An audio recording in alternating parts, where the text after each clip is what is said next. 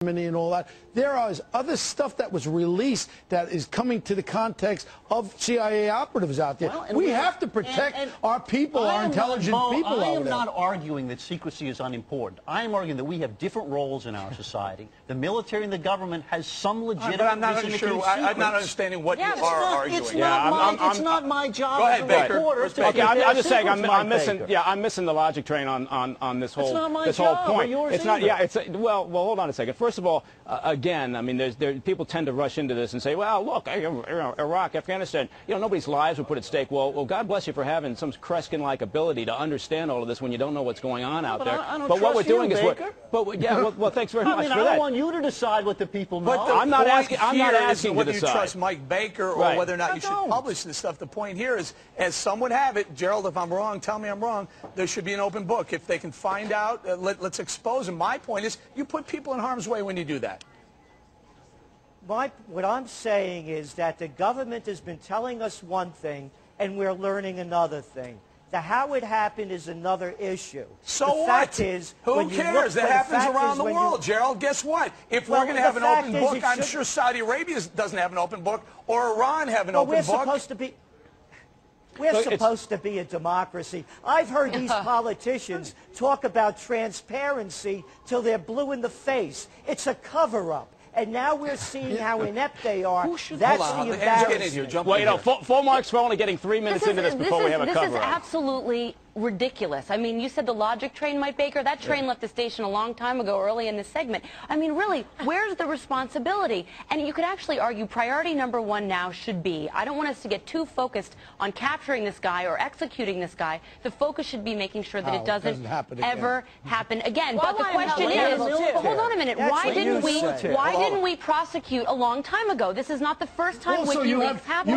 You have issues. You have issues that are very sensitive. It came out that China wanted North and South Korea to combine and get along, and this is coming out. This is very intricate diplomatic stuff. By the way, why are you guys letting the military off the hook here? Ellis, hold on. How about this? There could be hundreds of thousands of documents that are even substantially more sensitive. Absolutely. We're just getting some of it because I assume nobody read all 250,000. That's the point. Listen. I mean, if I could just jump in for a second. I mean, over my years, I've had the privilege to read in on a lot of State Department traffic. Now, we do have to dial back the emotion because some of it, yes, and a lot of the salacious material we've seen that the media seems to be loving right now is pedestrian stuff. It's atmospherics. But there is also a great deal of sensitive information in these things. And importantly, and this kind of goes above and beyond sort of the immediacy of arguing about what's happened, is that importantly, the more that our sources and our contacts, whether you're talking about the intel community or the State Department personnel, sources and contacts, the more that they see this sort of thing happen, the more that they see their private comments that they make in confidence to our people get out in public, the less likely they are to share their insights, and the closer we get to real problems overseas. All right, we're going to have to leave it there, Gerald. I want to get this into everybody's minds so you don't let go of it. The same people that they call diplomats, ambassadors, your senators, your congressmen, your legislators, your presidents, your mayors, these are the same people you couldn't stand in high school and college that wanted to become the class presidents and the head of the student council. What WikiLeaks is showing is that's exactly who they are. They're the inept and the incompetent. They're doing dirty deals, and it's being uncovered, and they're going ballistic.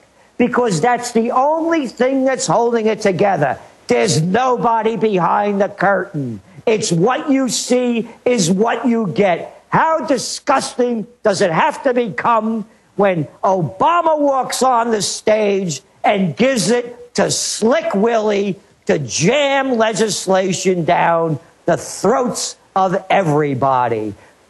Change you could believe in? Man, it looks like an old act to me. It's really a lousy repeat of an old movie. The sequel's as bad as the original. And that's what they're doing. That's the outrage of WikiLeaks. And why aren't they going after the New York Times? Why aren't they going after the Guardian and Der Spiegel? Why not? Why? They're printing this stuff. Why go after this guy? And I read all the information that's come out. You know what the charges are when you read this so-called rape charges? Yeah, he had sex without a condom. I mean, this is classic feminism. And then both the women, especially one of them, have worked for high-level CIA operations in Cuba. I mean, and this is a complete setup. And who could make this stuff up? I mean, it's like a Disney story, you know. Snow White had sex with the 7 dwarfs and they didn't use a condom? I mean, come on. We're fighting. Okay. We're in immoral wars in Iraq and in Afghanistan. Hey, how about sending predator drones into sovereign countries and killing, quote, suspected militants? Did anybody ever hear of extrajudicial killings? How about going to war for fake reasons? There is no weapons of mass destruction. There were no ties to Al-Qaeda, and there's Bush out there hawking his book, and they're busting a guy for not using a condom. Well, it gets worse. I mean, Bush. But that's the level of what we're talking about, who these people are, and it's being exposed, and they don't like it. Well, you're right, and Bush. We got the White House memos. We got the memos from John Yoo and Attorney General Gonzalez, where they ordered the torture, and it said, including crushing children's genitals with pliers. I'm sorry to have to talk about that. The Army's own report admitted children being sexually abused with battery acid. Folks, you can't make this up. In fact, I'm not going to say the rest of it on air. Against these children to make their parents give false confessions. They send the sadists to prison as scapegoats once they get caught. Then Bush comes out twice this year and says he ordered torture, he'd do it again, but he's not in prison. So he's like the Gambino crime boss. And meanwhile, his soldiers have been caught carrying out criminal operations. They go to prison, and the crime boss comes out on TV and says, I ordered it, and he doesn't get in trouble. I mean, this is so brazen. Well, that's what's going on. As I said, the police have become the enforcers for the crime bosses. They're above everybody else. I watched Bush give some of those interviews. You know, he's from royalty. Oh, the great Bush family. Hey, what was that? The great-grandfather, the grandfather's name, Prescott Bush? Yeah, top Nazi. Wasn't he doing deals with the Nazis? Yes. Yeah. I mean, come on with this stuff. Harvard, Princeton, Yale, bullets, bombs, and banks. I've said it, and that's what it is. They're robbing us. This is the greatest bank robbery in world history, and the banks are doing the robbing. And when we were talking about the crime wave, by the way, look at the security business. It's booming.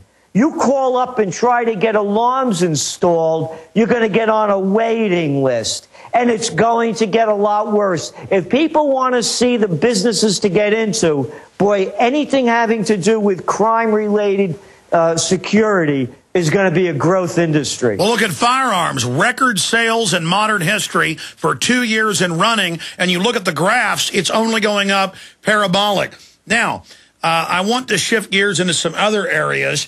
And I can't say this on air. We never used to talk about things like this, but it's always in the news. We're forced to.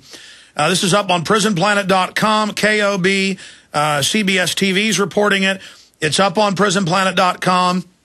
These reports have been confirmed. They make fun of other TSA workers' genitals, female workers. They're hiring a bunch of lunatics because only a mentally ill person could put people in radiation bathers, stick their hands down people's pants. They're creating an army who will follow any order to then take over the streets. But here's the PrisonPlanet.com Steve Watson article. Just went up at PrisonPlanet.com. Boy asked TSA, why pat down my mom and not me? TSA replies, and they have witnesses, because you don't have B-word. And I've seen this, where they see a good-looking woman, it is over. These are men that could never get a woman, many of them. Some of them are just guys that want jobs. And they've been caught being child molesters, planting drugs on women, demanding sex. I mean, these are the worst type of power-tripping, low-grade morons.